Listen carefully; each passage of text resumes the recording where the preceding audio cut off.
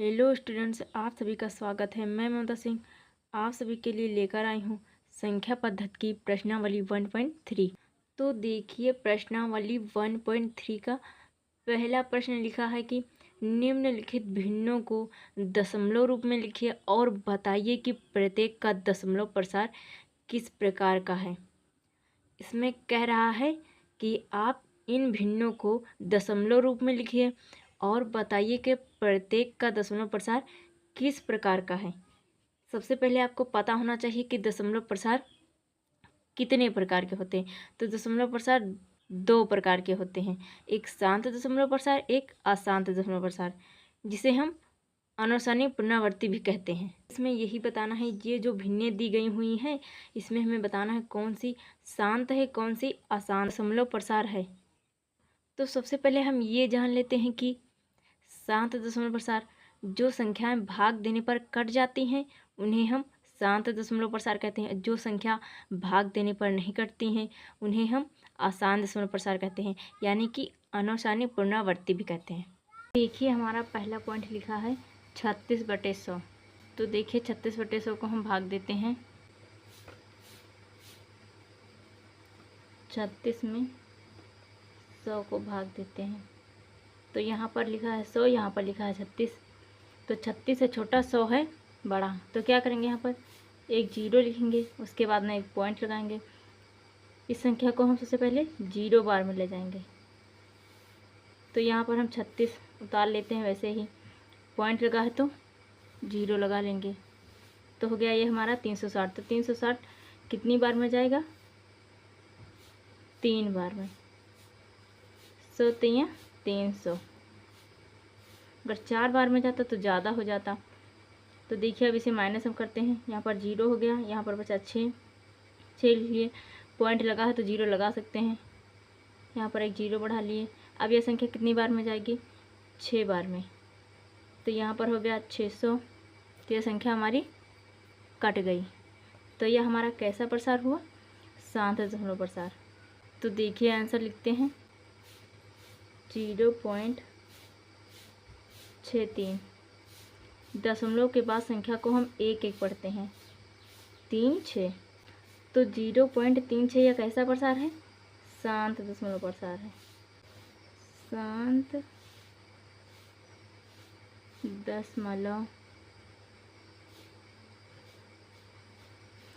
दशमलव प्रसार है।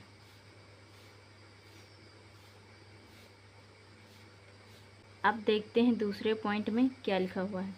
लिखा है 1/11। तो देखिए, इसे हम भाग देते हैं, 1 में 11 से भाग देते हैं,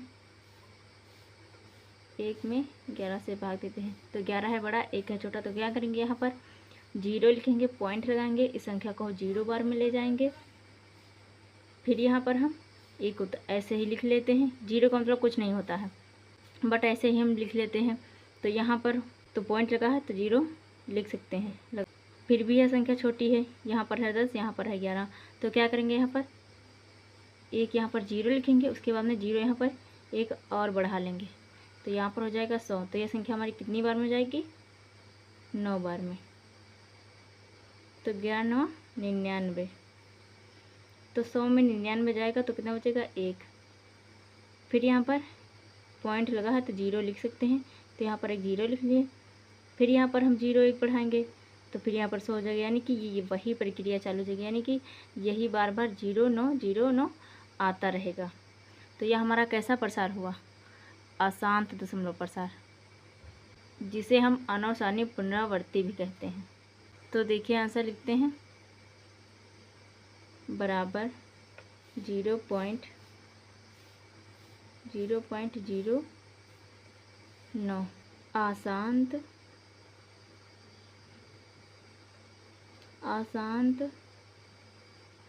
दशमलव प्रसार या अनुसानी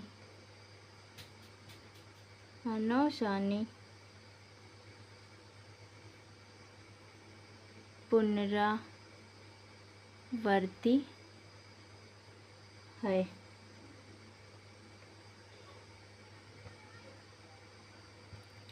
अनवसानी पुनरावृत्ति का मतलब यह संख्या बार बार आ रही है, तो इसे हम अनवसानी पुनरावृत्ति भी कह सकते हैं, जैसे कि हमारी बुक में भी दिया हुआ है। तो देखिए तीसरा पॉइंट हमारा क्या लिखा है। तीसरा पॉइंट हमारा लिखा है 4 सही 1/8। तो देखिए इसे हम हल करते हैं। यहाँ पर 8 गुणे 4 प्लस 1 बराबर हो जाएगा 8 चौक 32, 32 1 33। अब यहाँ पर हो जाएगा 33/8 बराबर 33/8। तो देखिए 33 में 8 से भाग देते हैं, 8 चौक 32। यहाँ पर हो जाएगा 8 चौक 32 माइनस किए तो यहाँ पर 1 बचा। अब क्या करेंगे, यहाँ पर हम पॉइंट लगाएंगे, एक 0 बढ़ाएंगे, फिर यह संख्या एक बार में जाएगी। 8 एकम 8 माइनस किए तो 2 बचा, पॉइंट लगा है तो 0 लगा सकते हैं, 0 लगा लिए। फिर यहाँ पर हो गया 20, फिर यह संख्या कितनी बार में जाएगी, 2 बार में। 8 दूनी 16 माइनस किए तो यहाँ पर बचा 4, फिर एक पॉइंट लगा है तो 0 लगा सकते हैं, 0 लगा लिए। अब यह संख्या कितनी बार में जाएगी, 5 बार में। 8 5 40, ये संख्या हमारी कट गई। तो यह हमारा कैसा प्रसार हुआ, शांत दशमलव प्रसार। लिखते हैं बराबर 4.125। यह हमारा कैसा प्रसार है, शांत दशमलव प्रसार। शांत दशमलव प्रसार है, यह हमारा शांत दशमलव प्रसार है। देखते हैं चौथा पॉइंट हमारा क्या लिखा हुआ है। लिखा है 3/13। तो देखिए इसे हम भाग देते हैं, 3 में 13 से भाग देते हैं। तो यहाँ पर है 13, यहाँ पर है 3, तो ये संख्या हमारी छोटी है। तो क्या करेंगे, यहाँ पर एक 0 लिखेंगे, पॉइंट लगाएंगे, इस संख्या को 0 बार में ले जाएंगे, 3 को वैसे ही उतार लेंगे, पॉइंट लगा है तो 0 बढ़ा लेंगे। यहाँ पर हो गया 30। अब इस संख्या को भाग देते हैं, तो कितनी बार में जाएगी संख्या, कितनी बार में कटेगी, 2 बार में। 13 दून 26 माइनस की तो यहाँ पर बचा 4, यहाँ पर हो गया 10, 10 में 6 गया तो 4 बचा, पॉइंट लगा है तो 0 लगा सकते, 0 लगा लिए। यहाँ पर हो गया 40। अब यह संख्या कितनी बार में जाएगी, 3 बार में। 13 3 39, 39 हो गया। यहाँ पर माइनस किए तो 1 बचा, 40 में 39 माइनस किए तो 1 बचा। अब यहाँ पर हम पॉइंट लगा है तो 0 लगा लेंगे, 0 लगा लिए। तो यह संख्या हमारी है छोटी, तो क्या करेंगे, यहाँ पर एक 0 लिखेंगे, उसके बाद में यहाँ पर एक और 0 बढ़ाएंगे, तो यहाँ पर हो गया 100। तो यह कितनी बार में जाएगा, 7 बार में। 13 7 91, तो माइनस किए तो कितना बचा, 9। यहाँ पर बचा 9, यहाँ पर पॉइंट लगा है, 0 लिख लिए, तो यहाँ पर हो गया 90। अब यह संख्या कितनी बार में जाएगी, 6 बार में। 13 6 78 माइनस किए तो बचा कितना, यहाँ पर हो गया 10, 10 में 8 गया, 2 बचा, यहाँ पर बचा 8, 8 में 7 गया, 1 बचा। यहाँ पर पॉइंट लगा है तो यहाँ पर 0 लिख लेंगे। अब यह संख्या कितनी बार में जाएगी, 9 बार में। 13 9 117, 120 में 117 को माइनस करो तो कितना बचेगा, 3। तो यहाँ पर बचेगा 3। अब पॉइंट लगा है तो 0 लगा सकते हैं, यानी कि ये तो यही प्रक्रिया चालू हो गई। ऊपर देखो 30 लिखा है, यहाँ पर भी 30 आ गया, तो यानी इसमें बार बार यही अंक आते रहेंगे, 0.2 2 3 0 7 6 9, तो यही बार बार आता रहेगा। तो देखिए आंसर में हम लिखते हैं बराबर 0.2 3 0 7 6 9, यानी ये संख्या बार बार आ रही है, तो क्या, तो कौन सा यह प्रसार होगा, तो यह हमारा प्रसार होगा अशांत। अशांत दशमलव प्रसार या अनुसानी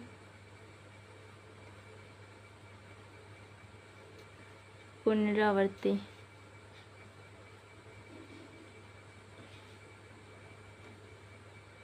बढ़ती है। अब देखिए 5वें पॉइंट में लिखा है 2/11, तो देखिए इसे हम भाग देते हैं। 2 में हम 11 को भाग देंगे, 2 में हम 11 से भाग देंगे, तो यहाँ पर क्या करेंगे, हम 0 लिखेंगे, पॉइंट लगाएंगे यहाँ पर, इस संख्या को 0 बार में ले जाएंगे,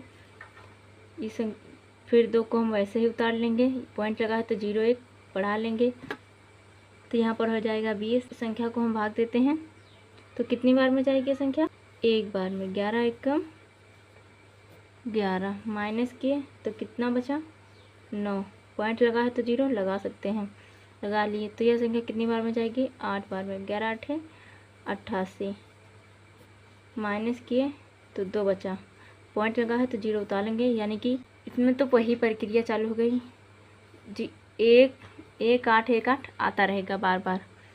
तो यह कैसा प्रसार हुआ हमारा, अशांत दशमलव प्रसार। तो लिखते हैं आंसर में हम बराबर 0.18।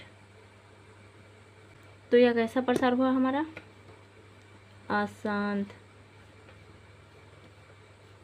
अशांत दशमलव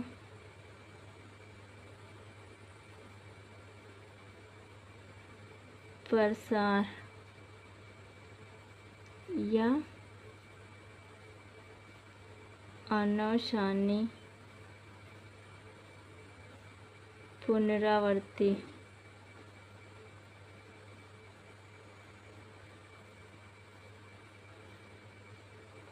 बढ़ती है, यानी कि संख्या बार बार आ रही है, तो यह हमारा प्रसार हुआ अशांत दशमलव प्रसार, जिसे हम अनुसानी पुनरावृत्ति भी कहते हैं। अब देखिए 6 पॉइंट में लिखा है 329/400, तो देखिए इसे हम भाग देते हैं, 329 में 400 को भाग देते हैं, तो देखिए यह संख्या है हमारी छोटी, यह संख्या है हमारी बड़ी, तो क्या करेंगे, यहाँ पर एक 0 लिखेंगे, पॉइंट लगाएंगे, संख्या को 0 बार में ले जाएंगे, 329 को वैसे ही लिख लेते हैं, पॉइंट लगा है तो 0 लगा लेंगे, तो यह हो गई हमारी 3290।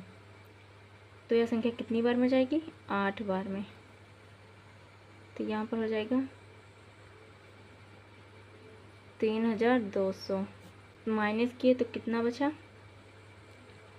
0 बचा, यहाँ पर बचा 9, पॉइंट लगा है तो 0 लगा लेंगे, तो यहाँ पर हो जाएगा 900, तो 900 कितनी बार में जाएगा, 2 बार में, 800 हो जाएगा यहाँ पर,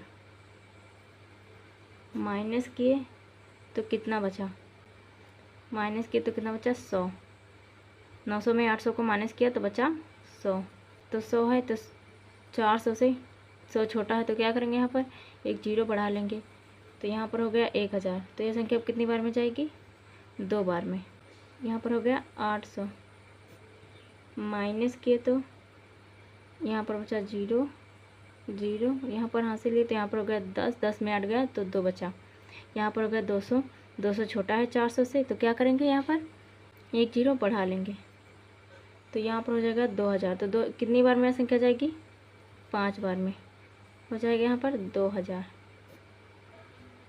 ये संख्या हमारी कट गई, तो यह कैसा प्रसार हुआ हमारा, शांत दशमलव प्रसार। तो आंसर में हम लिखते हैं बराबर 0.8225। क्या है हमारा कैसा प्रसार, शांत दशमलव प्रसार, शांत दशमलव प्रसार। यह हमारा 7.4 है। ये है हमारा पहले नंबर सवाल का आंसर। आई होप कि आप सभी लोगों को पहला नंबर सवाल समझ में आ गया होगा। तो देखिए हमारा दूसरा प्रश्न क्या लिखा हुआ है। तो हमारा दूसरा प्रश्न लिखा है, आप जानते हैं कि 1/7 बराबर 0.142857 है। वास्तव में लंबा भाग दिए बिना क्या आप इसे बता सकते हैं कि 2/7, 3/7, 4/7, 6/7 के दशमलव प्रसार क्या हैं? यदि हाँ तो कैसे? तो इसमें कहा गया है 1/7 का मान दिया गया है और इसे आप बिना लंबा भाग दिए बिना बाकी के जो लिखे हैं 2/7, 3/7, 4/7 इनके आप दशमलव प्रसार क्या हैं? यदि हाँ तो कैसे? मतलब इसको हल करना है भाग बिना दिए हुए, यानी अब आपको भाग नहीं देना है। तो देखिए इस सवाल को हम हल करते हैं। देखिए हमारा पहला पॉइंट लिखा है 2/7। तो सबसे पहले हम क्या करेंगे इसमें, सबसे पहले हम तो देखिए हम 2/7 का दूसरा रूप लिख लेते हैं। यहाँ पर लगेंगे बराबर 2 गुणे 1/7। तो यहाँ पर हमने लिख लिया है 2/7 का दूसरा रूप। तो देखिए यहाँ पर हो जाएगा 2 एकम 2 बटे में 7। अब यहाँ पर हम लिखेंगे बराबर, अब इस वाले 2 को यहाँ पर लिख लेते हैं 2। अब गुणे का चिन्ह लगा देंगे। अब हम 1/7 का मान लिख लेंगे। ये देखो 1/7 का मान 0.142857। अब 1/7 के मान से 2 से हम गुणा करेंगे। तो देखिए गुणा करते हैं यहाँ पर लिखेंगे 0.142857 गुणे 2। अब यहाँ पर कितना हो जाएगा, 2 7 14, 14 के 4 हासिल आएगा 1, 2 5 10, 10 से 11 हासिल आया 1, 2 8 16, 16 1 17, 17 के 7 हासिल आया 1, 2 दूना 4, 4 1 5, 2 चौके 8, 2 एकम 2, पॉइंट लगाकर 0 लगा लेंगे। ये है हमारा आंसर पहले पॉइंट का। तो यहाँ पर हम लिखेंगे 0.285714। यह है हमारा आंसर पहले पॉइंट। अब देखिए हमारा दूसरा पॉइंट लिखा है 3/7 में भी यही प्रक्रिया करेंगे। यहाँ पर बराबर लगाएंगे, इसको दूसरे रूप में लिखेंगे 3 गुणे 1। यहाँ पर हम लिखेंगे 3 गुणे 1/7। अब हम दूसरे रूप में इसको लिख लिए 3 गुणे 1/7। अब क्या करेंगे, यहाँ पर 3 को यहाँ पर गुणे में लिख लेते हैं 3 गुणे 0.142857 बराबर। अब गुणा करेंगे 0.142857 गुणे 3। तो यहाँ हो जाएगा 3 सत्ते 21 के 1 हासिल आएगा 2, 3 5 15, 15 2 17 के 7 हासिल आएगा 1, 3 8 24, 24 1 25 के 5 हासिल आएगा 2, 3 दूनी 6, 6 2 8, 3 चौक 12, 12 के 2 हासिल आएगा 1, 3 एकम 3, 3 1 4, पॉइंट लगाकर 0 लगा देंगे। यहाँ पर अब हम लिखते हैं 0.42857 ये है हमारा आंसर। अब हमको जितने भी सवाल ये दिए हुए हैं इसमें हमें यही प्रक्रिया करनी है। तो देखिए तीसरा नंबर पॉइंट देखते हैं, लिखा है 4/7। तो इसको हम दूसरे रूप में लिख लेते हैं, बराबर लगाएं 4/1/7 बराबर 4×0.428557। इस 4 को यहाँ पर हमने लिख लिया, फिर 1/7 के मान को हमने लिख लिया। अब इसको हल करते हैं। 0.142857 गुणे 4, तो यहाँ पर कितना होगा? यहाँ पर हो जाएगा 4×7=28 के 8 हासिल आएगा 2, 4×5 = 20, 20 2 22 के 2 हासिल आएगा 2, 4×8 32, 32 2 34 के 4 हासिल आएगा 3, 4×2 = 8, 8 8 3 11 का 1 हासिल आएगा 1, 4×4 16, 16 1 17 के 7 हासिल आएगा 1, 4 1 5, 4 1 4, 4 1 5। जीरो लगा, पॉइंट लगाकर 0 लिख देंगे। ये है हमारा आंसर। देखिए हम लिखते हैं 0.571428, ये है हमारा आंसर। अब देखिए यहाँ पर लिखा है 5/7, तो 5/7 को हम दूसरे रूप में लिखेंगे। 5×1/7 बराबर 5×0.142857। 1/7 के मान को लिख लिए। अब इसको हम गुणा करते हैं। 0.142857 गुणे 5 गुणा करते हैं।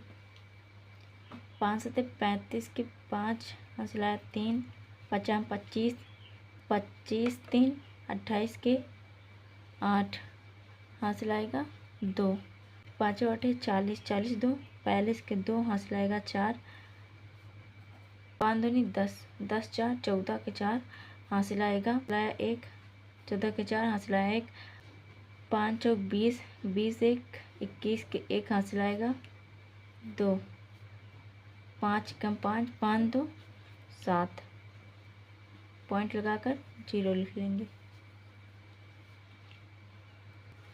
देखिए हम आंसर लिख लेते हैं 0.714285, ये है हमारा आंसर।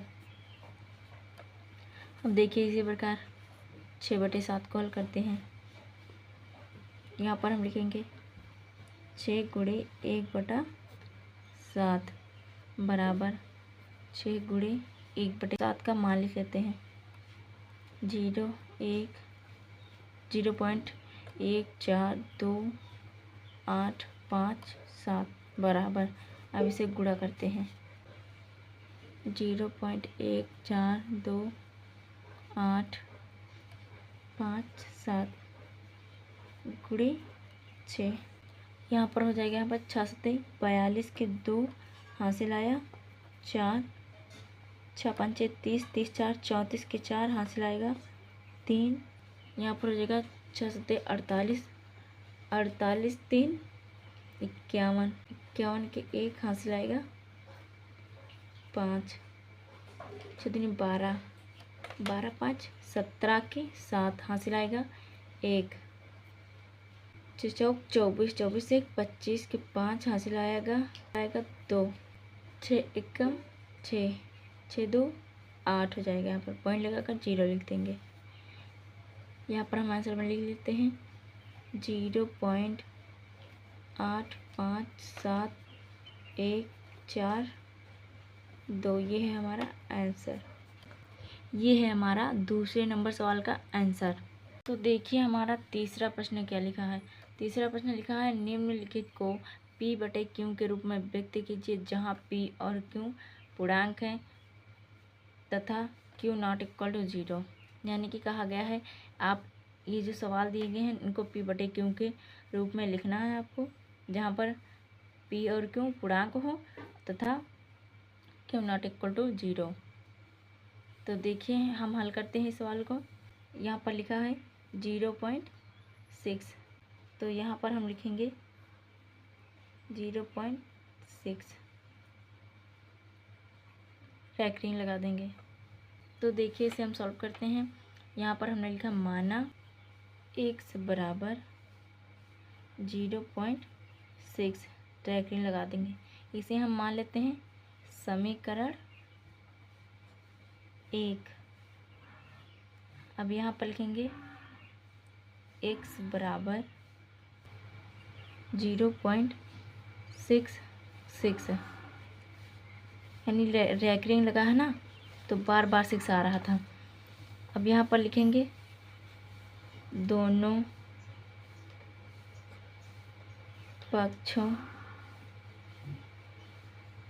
पक्षों में 10 से गुणा करने पर यहाँ पर प्राप्त हुआ 10x। 10 कहाँ से आया, इसको 0 हटा, यहाँ पर 1 लिखे। दशमलव के पीछे जितनी संख्या होती हैं उतने हम 0 लगा लेते हैं। तो यहाँ पर 1 है तो यहाँ पर 1 लगा लेंगे, यहाँ पर जाएगा 10, तभी तो हमने दोनों पक्षों से 10 से गुणा किया।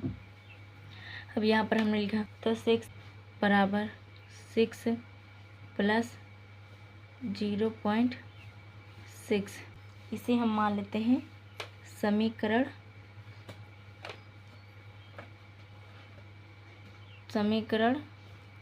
2। अब लिखेंगे यहाँ पर समीकरण 2 में समीकरण 1 माइनस करेंगे। यहाँ पर लिखा है हमने 10x माइनस x बराबर, दूसरी समीकरण लिख लेते हैं 6 प्लस 0.6 माइनस समीकरण 1 लिख लेते हैं 0.6। अब इसे हम हल कर 10x में 1x जाएगा तो कितना बचेगा 9x बराबर, ये पद सेम है तो कट जाएंगे, काट दिन को, यहाँ पर बचा 6। तो यहाँ पर इसे हम p/q के रूप में लिख लेते हैं x बराबर 6/9। अब इसे हम काट देते हैं, 3 त्रिक 9, 3 दूनी 6। यहाँ पर हमारा आंसर आया है x बराबर 2/3, ये है हमारा आंसर। तो देखिए हमने इस प्रकार से हल किया है। यहाँ पर हमने लिखा माना x बराबर 0.6, इसे हम पहला समीकरण मान लेते हैं। फिर यहाँ पर x बराबर 0.66, फिर दोनों पक्षों में हमने 10 से गुणा करने पर यहाँ पर हमें प्राप्त हुआ 10x बराबर 6 प्लस 0.6, इसे हम समीकरण 2 मान लेते हैं। फिर हमने समीकरण 2 में समीकरण 1 को माइनस किया, यहाँ पर हो गया 10x माइनस 1x बराबर 6 प्लस 0.6, मतलब दूसरी समीकरण लिख लिए, उसके बाद में पहली समीकरण लिख लिए 0.6।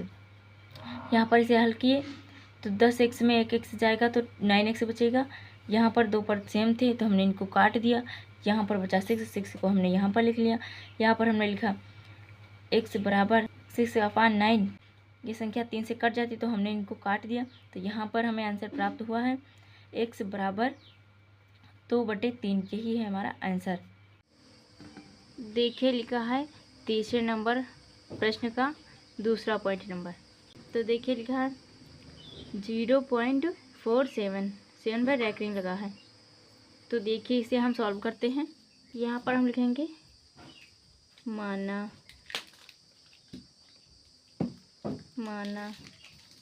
x बराबर 0.47 बार लगा देंगे।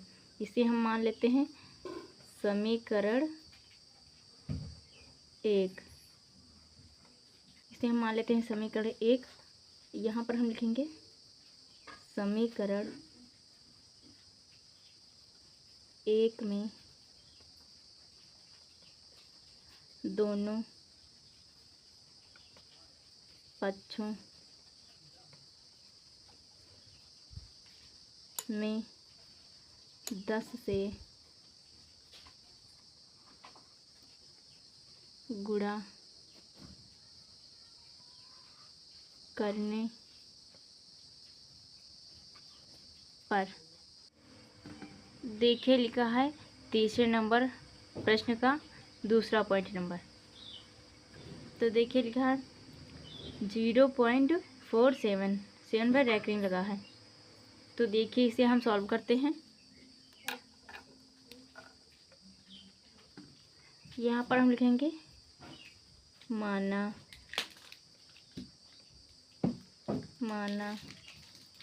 x बराबर 0.47 बार लगा देंगे। इसे हम मान लेते हैं समीकरण 1।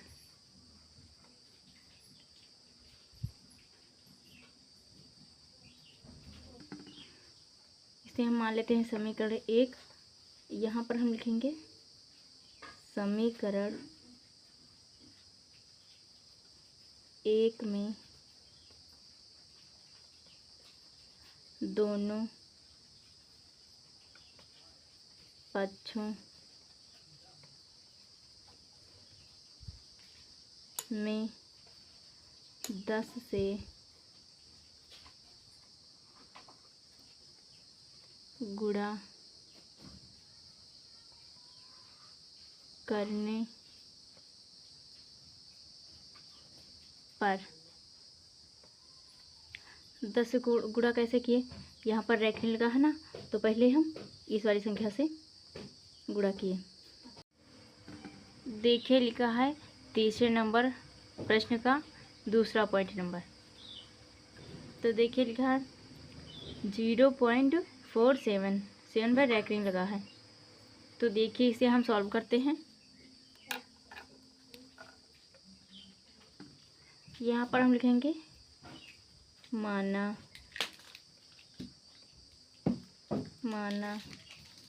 x बराबर 0.47 बार लगा देंगे। इसे हम मान लेते हैं समीकरण 1।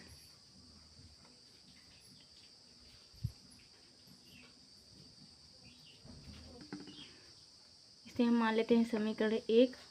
यहाँ पर हम लिखेंगे समीकरण 1 में दोनों पक्षों में 10 से गुणा करने पर। 10 से गुणा कैसे किए? यहाँ पर रैखिक लगा है ना, तो पहले हम इस वाली संख्या से गुणा किए। तो यहाँ पर हो गया 10x बराबर 4.77। इसे हम मान लेते हैं समीकरण 2। देखिए लिखा है तीसरे नंबर प्रश्न का दूसरा पॉइंट नंबर। तो देखिए लिखा है 0.47 7 बाय रैकरिंग लगा है। तो देखिए इसे हम सॉल्व करते हैं।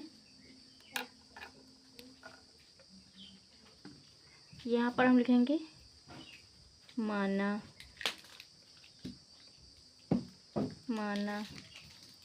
x बराबर 0.47 बार लगा देंगे। इसे हम मान लेते हैं समीकरण 1।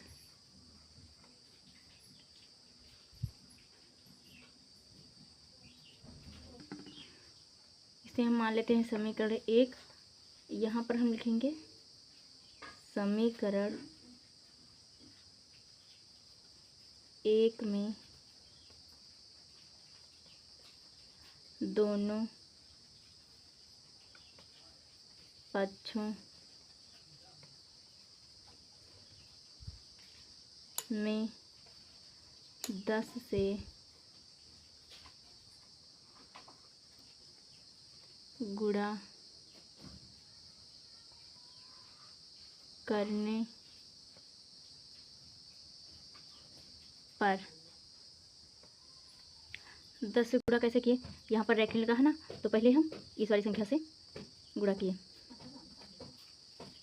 तो यहाँ पर हो गया 10x बराबर 4.77। इसे हम मान लेते हैं समीकरण 2। अब समीकरण 2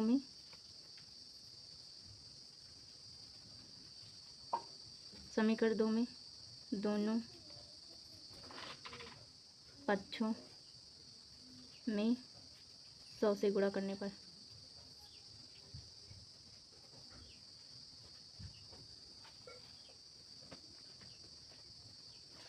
यहाँ पर प्राप्त हुआ हमें 100x बराबर 43.77 लिख लेते हैं। अब यहाँ पर हो गया 100x बराबर 43 कैसे आया, यहाँ पर हमने 47 में 4 माइनस कर दिया तो यहाँ पर बचा 43 कैसे आया, यहाँ पर लिखा है 47 में हमने 4 को माइनस किया तो यहाँ पर हो गया 43 प्लस 10x की जगह पर हम इसे 4.77 लिख लेते हैं, 4.77। अब यहाँ पर लिखते हैं 100x बराबर 43 प्लस 10x।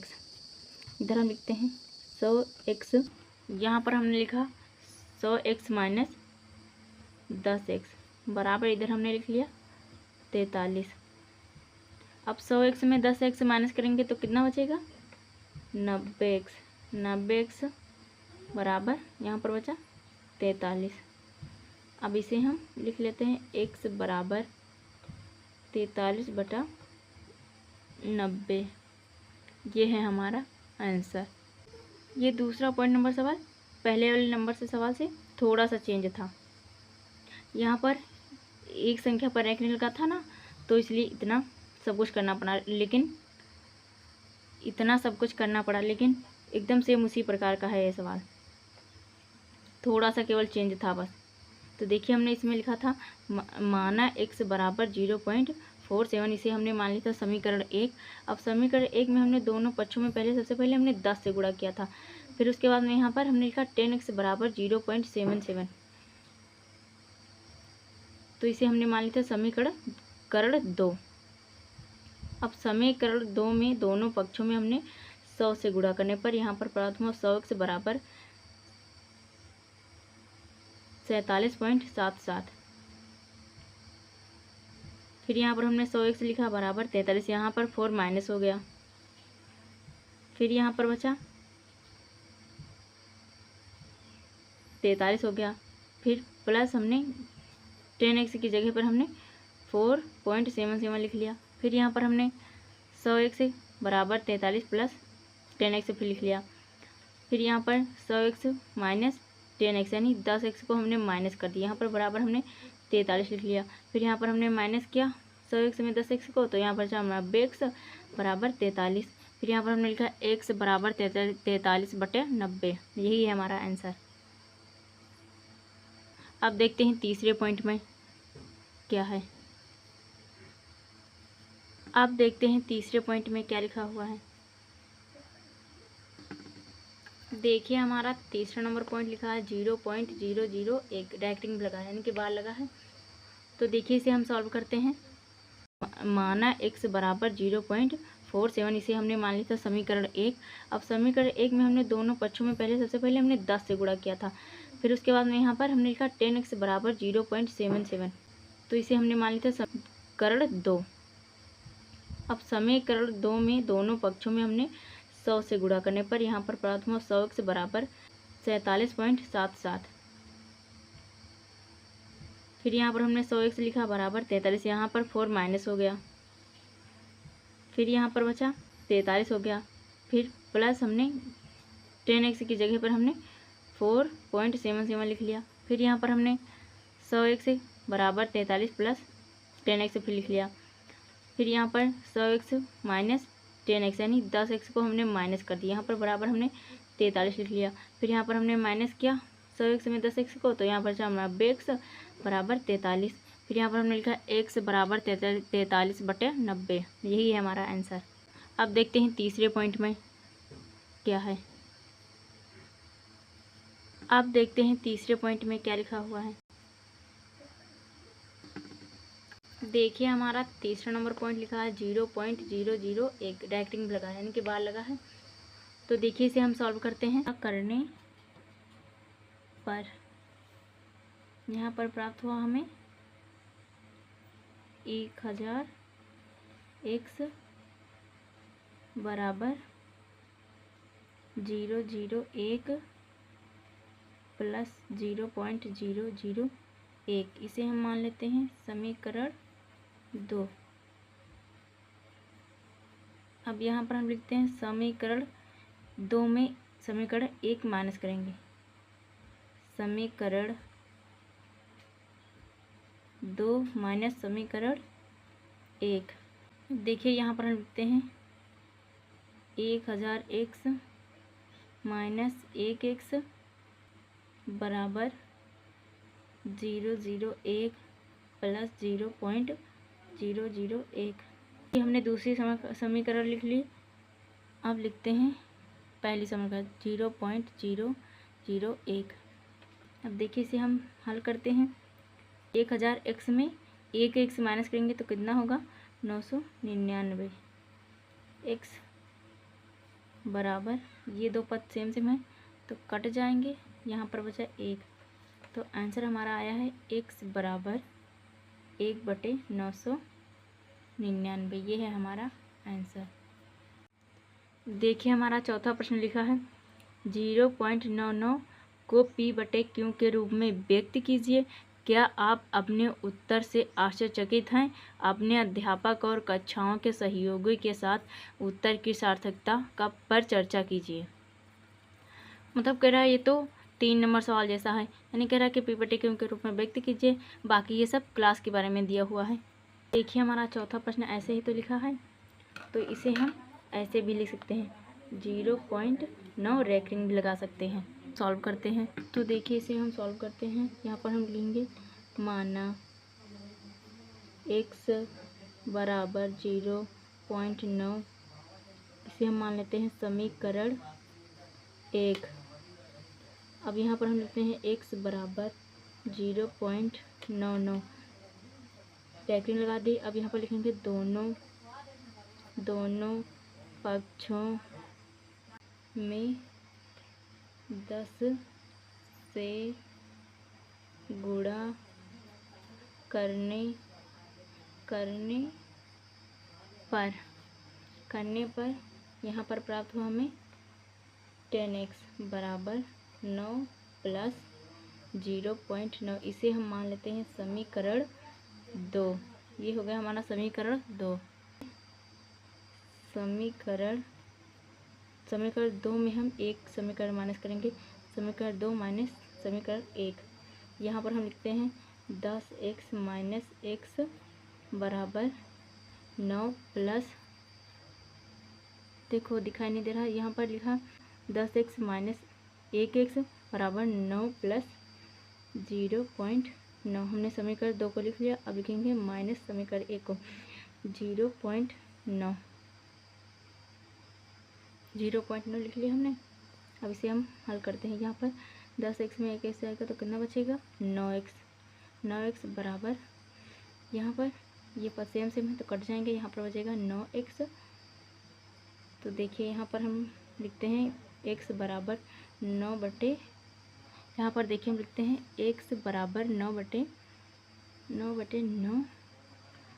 अब इसे ये सेम है तो काट सकते हैं 9 एकम 9 एकम 9। 3 से आप काट सकते थे लेकिन हमने 9 से काट दिया। तो यहाँ पर प्राप्त हुआ हमें आंसर x बराबर 1। ये है हमारा आंसर। देखिए हमने सबसे पहले यहाँ पर हमने लिखा था माना x बराबर 0.9। इसे हमने मान लिया समीकरण 1। यहाँ पर हमने लिखा x बराबर 0.99।